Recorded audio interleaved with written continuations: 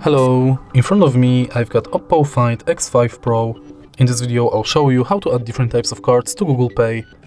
In the beginning, let's enter Google Pay app, tap the blue button at the bottom of the screen, and focus on loyalty, gift card and transit.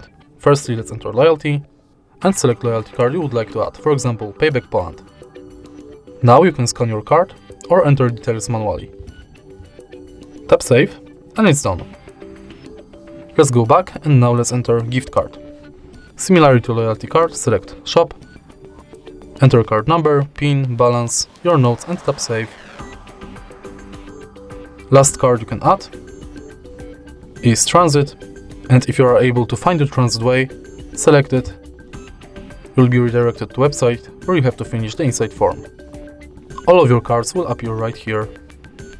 If you find this video helpful, please leave like, comment and subscribe.